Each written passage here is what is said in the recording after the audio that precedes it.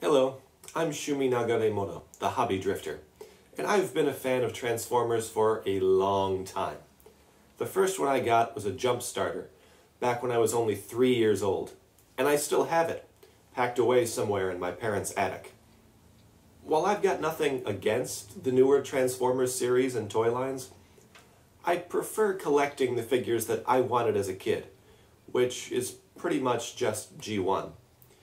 But when I heard that for the first time in a while, there was going to be an entire subset of mainline figures, completely new molds that were going to be exclusive to Japan, I couldn't resist. Until I saw the price. I get that being exclusive to Japan means that the production run for these figures is much lower than usual, and granted, they're not BotCon exclusive type expensive, but Kenzan is 5,775 yen, and the other two, Jinbu and Ganoh, are 3,675 yen each. That's 13,125 yen, tax included. That's more than Jetwing Prime cost at most retailers. But Toys R Us sucked me in. They had Kenzan O on display, and it looked much better than in any pictures I'd seen. Plus, the first week of release, all Transformers Go figures were 20% off. Plus, there was an in-store coupon for an additional 500 yen off. And buying the set got me 3 bonus Micron accessories. When all was said and done, the whole set only wound up costing about 9,000 yen. Toys R Us is great for things like this with Transformers.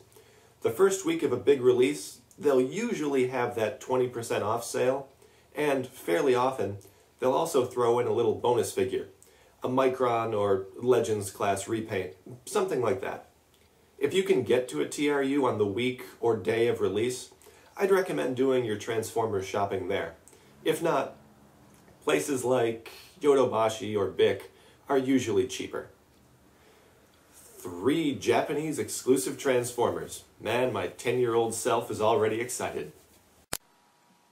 Here is the Samurai team and their packaging. The blue helps them fit in well with the rest of the Transformers Go toy line. There's a lot going on with these boxes. The Transformers Go logo is there, plus the figure's name. There's pictures of each figure in both robot and vehicle modes, plus different combined forms. The combiner helmets, or kabutos, are clearly visible in the windows of each package. Nowhere is there a really good shot of any of the combined robots, which should have sent up a red flag, but we'll get to that later. Inside, we see something that made me very happy. A return to the old school, well, late 90s and early 2000s, plastic trays. Cut 1 piece of tape to open the box, slide out the tray. No futzing with 4 more pieces of tape, and not a single twist tie.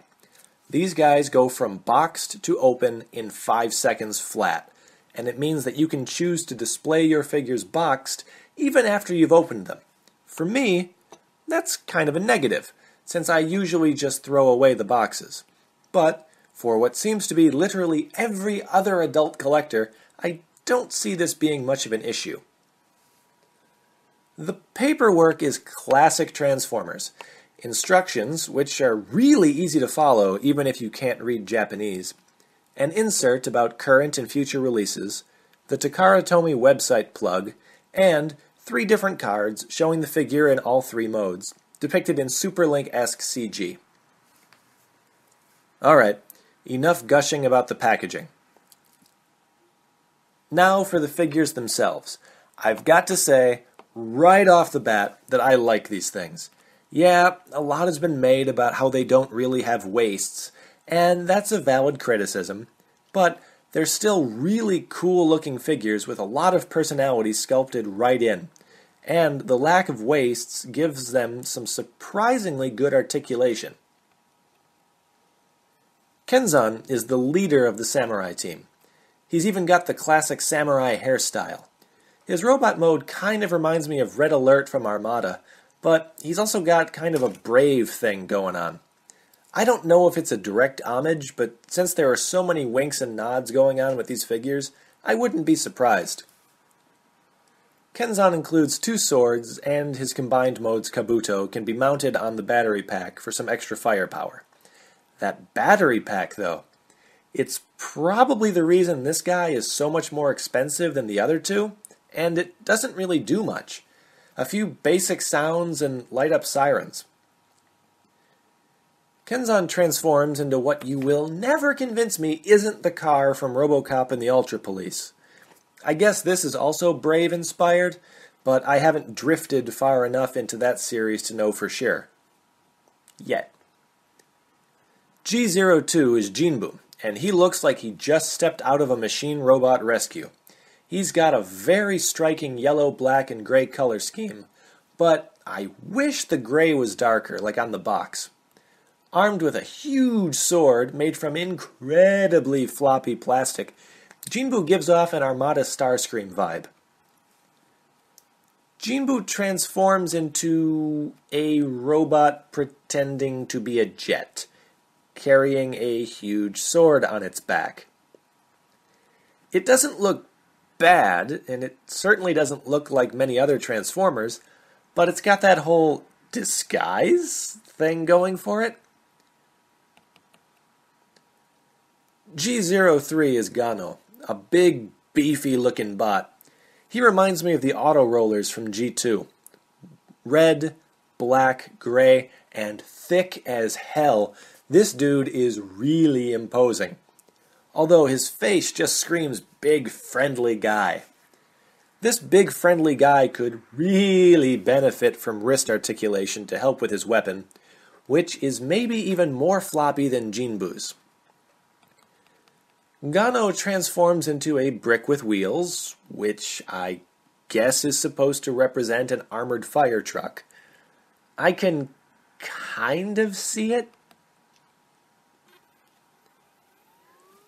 Go Kenzan is the main combined form of the 3 samurai team members, and a whole lot has been said about how awkward this mode is. And, as you can see here, that's not entirely unfair. But, and this is really strange, if you look at the figure from a high angle, it looks pretty nice. Well balanced, the colors mix well. Although, the combined sword weapon is incredibly floppy, and the Kabuto weapon made up of the 2 unused headpieces looks like a pile of unused plastic parts. Good looking robot, especially if you're going to put it on a fairly low shelf, but the weapons don't add much. If you pick up the exclusive microns, they're really going to come in handy here. Go Jinbu is the second combined mode, and it is freaking terrible. Just completely and utterly abysmal. Every single thing about this is bad. Look at Kenzan as the legs. It looks like a robot ninja is crapping out Energon Prowl. Nothing is good about this form. That's probably why, even on its own box, nearly everything except the torso is obscured in some way. It is terrible in every conceivable way.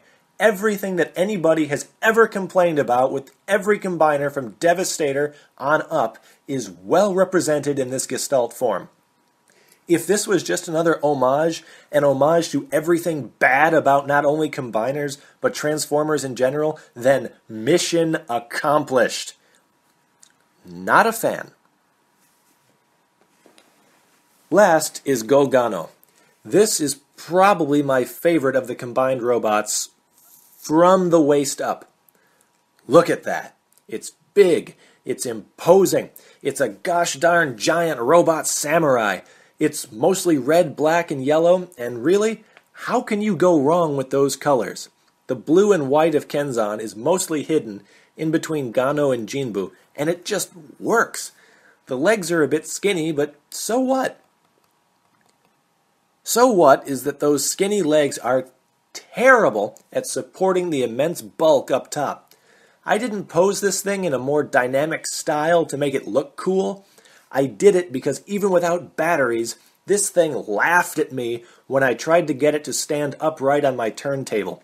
You would get Fortress Maximus to balance on top of the Master Sword before you got this thing to stand up straight.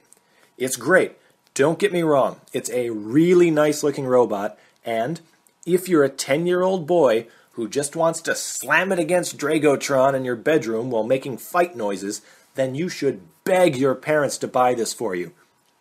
But if you're an adult collector who wants to stand it up straight on a shelf, then you're probably going to have a few complaints. It comes so close to being a must-buy that it pains me, literally pains me, to complain about it like this. I'm sure that somewhere down the line this will wind up being repainted a few times over. We'll probably get the 3 members released in a uniform color scheme, possibly more than one. I wouldn't be surprised if we get an all-black version, maybe as a con exclusive. Maybe then TakaraTomy will do something about the floppiness of a few of the pieces. And even with my few complaints, I'll probably buy them, because they are some really nice Transformers. They're fun, and they attempt things that have never been done before in the Transformers toy line. Maybe I'm being a bit too easy on them, what with getting them for a decent price, and maybe I'd be less forgiving if I paid like $200 to import them, but I appreciate how much work went into these things. How the designers tried something completely new while seemingly throwing out homages left and right. It's nice to see a major exclusive that's more than just a repaint or a few extra paint apps.